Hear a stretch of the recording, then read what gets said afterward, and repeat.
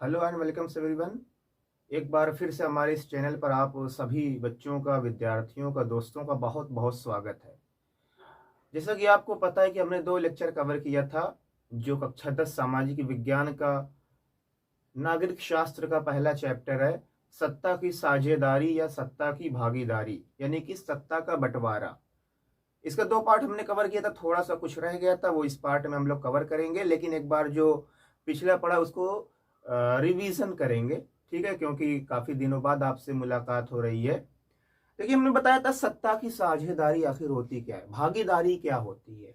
भागीदारी का मतलब यही होता है कि सत्ता में, यानी कि सरकार में, सभी लोगों को बराबर का अधिकार दिया जाए। न केवल एक धर्म के लोग रहें, न केवल एक जाति के लोग रहें। जैसे उदाहरण के लिए हम आपके लिए आपके स्कूल की बात करें। अब आपके स्कूल में कुछ लोगों का स्कूल होगा कक्षा 6 से 12 तक, कुछ लोगों का होगा 9 से 12 तक, ठीक है।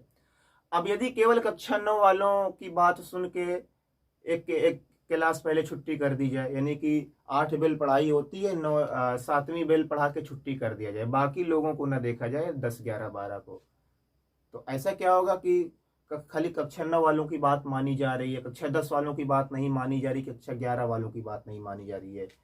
स्कूल चलाने के लिए जितने स्टूडेंट हैं सभी को बराबर की निगाह से आपको देखना पड़ेगा, तब स्कूल चलेगा। उसी तरीके से देश भी होता है। देश में रहने वाले सभी लोगों को आपको एक दृष्टि से, एक नजरिए से देखना पड़ता है, तब जाके एक देश चलता है, ठीक है। यदि आप केवल एक धर्म के लोगों की बात करें, एक जाति के लोगों की बात करें, एक जगह के लोगों की बात करें, तो वो देश चलने वाला नहीं है, ठीक है। यानी कि सत्ता की साझेदारी, सत्ता की भागीदारी का मतलब हमें यह समझ में आया कि ऐसी शासन व्यवस्था जिसमें सभी जाति, सभी धर्म, सभी समुदाय के लोगों का हिस्सा होता है, ठीक है।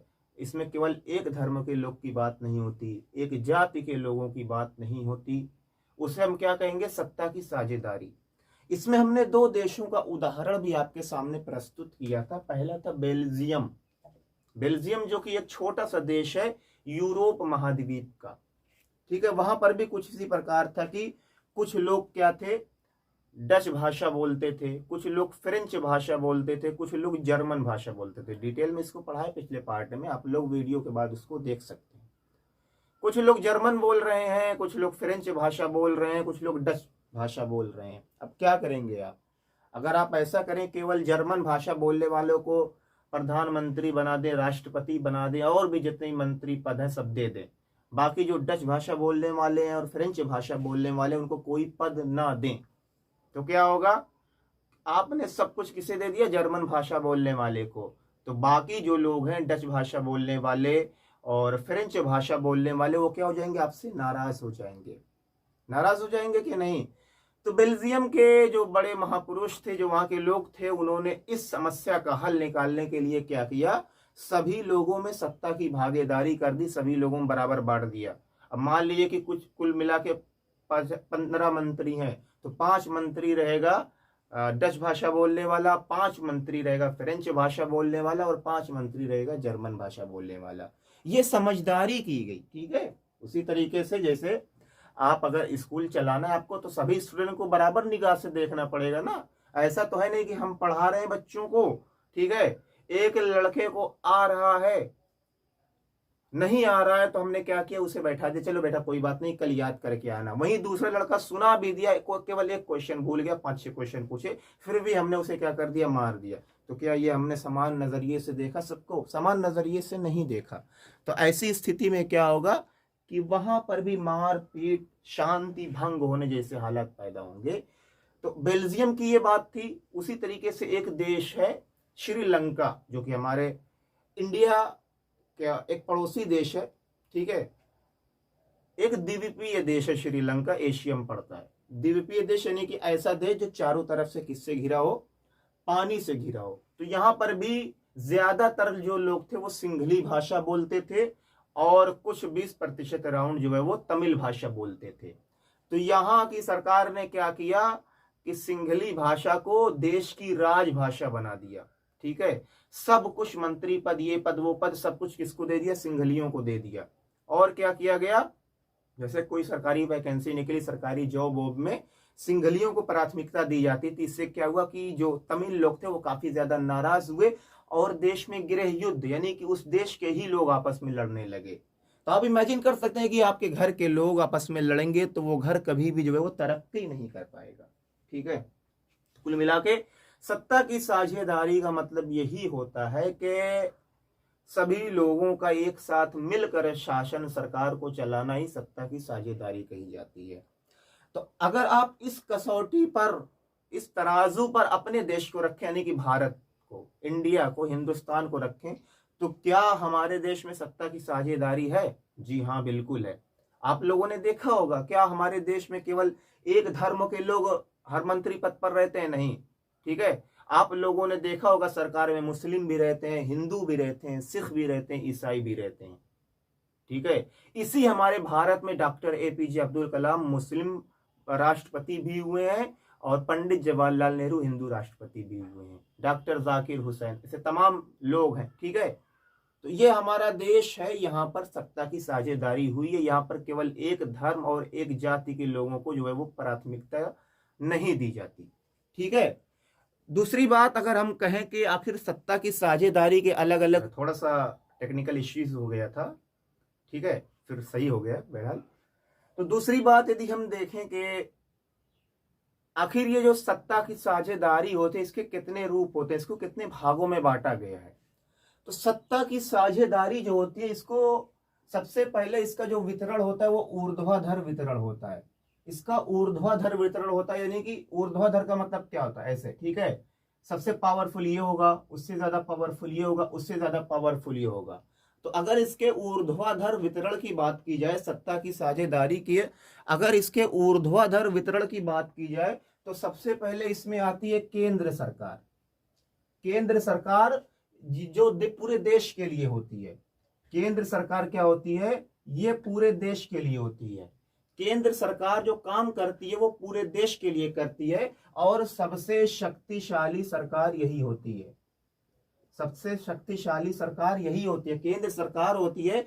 इसका शासन, इसका पावर जो है वो पूरे देश के लिए होता है और सबसे पावरफुल, सबसे शक्तिशाली जो होता है पूरे देश में वो केंद्र सरकार होती है। ठीक है, जैसे हमारे देश में फिलहाल केंद्र सरकार किसकी है, भाजपा की है, बीजेपी की है। ठीक है, तो केंद्र सरकार, सत्ता की साझेदारी का जो ऊर्ध्वाधर वितरण होता है उसको तीन भागों में हम बांट सकते हैं। सबसे पहले क्या होता है, केंद्र सरकार होती है जिसका शासन, जिसका पावर, जिसकी शक्ति पूरे देश के लिए होती है और देश में सबसे ज्यादा पावरफुल केंद्र सरकार होती है।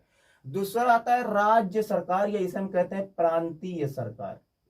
राज्य सरकार या प्रांतीय सरकार, तो ये जो होती है राज्य सरकार, इसकी शक्ति जो है वो केंद्र सरकार से कम होती है। राज्य सरकार की शक्ति केंद्र सरकार से क्या होती है, कम होती है। और जैसे यूपी की सरकार हो गई, ठीक है, एमपी की सरकार हो गई, बिहार की हो गई, तमाम ऐसे 28 राज्य हैं।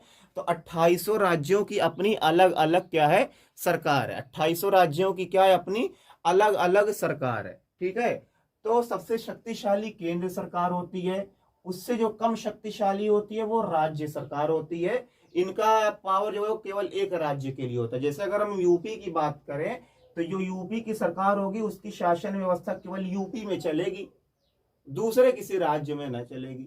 ठीक है, आप मालिक हैं, अपने घर के मालिक हैं।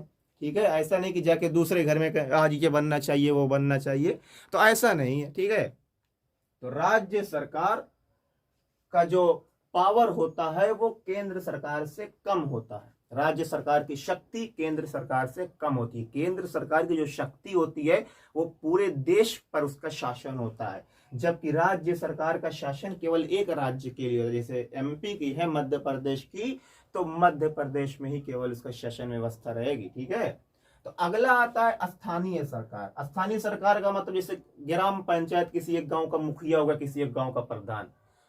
अब हमारा मोहल्ला है जाफराबाद, ठीक है, तो जाफराबाद तो मान लीजिए ये टाउन एरिया नगर पालिका है, तो पूरे जलालपुर नगर पालिका के जो चेयरमैन रहेंगे, ऐसे नहीं कि उनकी जो बात रहेगी वो अकबरपुर नगर पालिका मानी जाएगी, नहीं मानी जाएगी ना। उनकी बात केवल जो जलालपुर के चेयरमैन है उनकी बात केवल जलालपुर में मानी जाएगी, जो अकबरपुर के चेयरमैन है उनकी अकबरपुर में मानी जाएगी, अलग अलग जगह। ठीक है, तो सबसे कम जो शक्ति होती है वो स्थानीय सरकार की होती है, उससे ज्यादा राज्य सरकार की, और सबसे ज्यादा शक्ति किसकी होती है? केंद्र सरकार की शक्ति होती है। ठीक है, तो ये होती है ऊर्ध्वाधर वितरण। ठीक है, यानी कि सबसे पावरफुल ये, उससे कम ये, उससे कम ये, ऐसे होती है। इनमें बंटवारा किया जाता है शक्तियों का। ठीक है, तो केंद्र सरकार पूरे देश के लिए होती है, राज्य सरकार केवल एक राज्य के लिए, स्थानीय सरकार ये केवल एक स्थान के लिए, जैसे ग्राम पंचायत हो गया, नगर पालिका हो गया। ठीक है, अब अगर बात की जाए सत्ता की साझेदारी के क्षैतिज वितरण, क्षैतिज का मतलब ऐसे, यानी कि इसको भी 3 भागों में बांटा गया है, लेकिन इसमें सभी की पावर जो शक्ति होती है वो बराबर होती है। सभी की शक्ति क्या होती है? बराबर होती है। कैसे? देखिए, विधायिका, इसका संसद जिसे हम कहते हैं, ठीक है, संसद, इसका काम क्या होता है? नए नए कानून को बनाना। इसका काम क्या होता है? संसद का नए नए कानून को बनाना। कार्यपालिका का काम क्या होता है? उसको लागू करना। कार्यपालिका का काम क्या होता है? उसको लागू करना। और न्यायपालिका का काम क्या होता है? न्याय देना, मतलब वो जो कानून बनाया गया लोग उसका पालन कर रहे हैं या नहीं कर रहे हैं। तो इसमें तीनों की शक्तियां क्या होती हैं? बराबर होती हैं क्षैतिज वितरण में। लेकिन अगर सत्ता की साझेदारी के ऊर्ध्वाधर वितरण की बात की जाए तो इसमें जो है वो सभी की शक्तियों को अलग अलग स्तर में विभाजित किया जाता है। जैसे सबसे शक्तिशाली केंद्र सरकार, फिर राज्य सरकार, और फिर स्थानीय सरकार होती है। ठीक है, तो ये बातें जो हमने आपको बताई, ये बातें आपको इस चैप्टर में याद रखनी है। तो 3 पार्ट में हमने इस पूरे चैप्टर को कवर किया, और कोई भी टॉपिक इस चैप्टर का छूटा नहीं, बिल्कुल आपको डिटेल में पढ़ाया। ठीक है, अब वो कुछ मजबूरियां ये भी हो जाती हैं कि टाइम थोड़ा सा निकालना पड़ता है, और थोड़ा सा जब आप लोग वीडियो को उस तरीके से देखते नहीं है, और कमेंट जरूर कर दिया कीजिए ताकि हमें पता चलता रहे कि हाँ, जो हमारे पुराने स्टूडेंट है रोज देखते हैं, ठीक है, वो उन्होंने वीडियो देखी कि नहीं होती। कमेंट जब आप कर देते हैं तो हमें पता चल जाता है कि हाँ भाई, आपने वीडियो को देख लिया। ठीक है, तो हमने नहीं कहा था कि जो है वो सावन का चूका हुआ किसान और वक्त का चूका हुआ इंसान बहुत पछताता है। ठीक है, परिस्थिति को समझकर उसका पालन ना करना, उसका अनुसरण ना करना बहुत ही ज्यादा मूर्खता और कायरता वाला काम है। ठीक है, तो अभी आपकी परिस्थिति क्या है? छुट्टी चल रही है, दिन भर सोइए, खेलिए, कूदिए, आधी घंटा 1 घंटा निकाल के पढ़ लीजिए। ठीक है, परिस्थिति हमारी ऐसी ही थी, तभी तो हमने यहाँ पे स्कूल छोड़ा। ठीक है, तो परिस्थिति जो है वो जैसी बने उसी अनुसार काम करना चाहिए। तो ये हालात, ठीक है, जैसे बने, ठीक है, तो हालात के अनुसार जो है अपने आप को ढालना। अगर आप हालात के अनुसार, परिस्थिति के अनुसार अपने आप को नहीं ढालते, तो क्या, अब ये मौसम चल रहा है गर्मी का, तो परिस्थिति ये कह रही है कि आप गर्म कपड़ा ना पहनिए, मोटे मोटे जैकेट स्वेटर ना पहनिए। तो अगर आप मोटे मोटे जैकेट स्वेटर पहनेंगे तो मर मुरा जाएंगे। ठीक है, तो जो परिस्थिति होती है उसके अनुसार ही हमें चलना चाहिए। यही आज के जीवन का सबसे बड़ा सार है।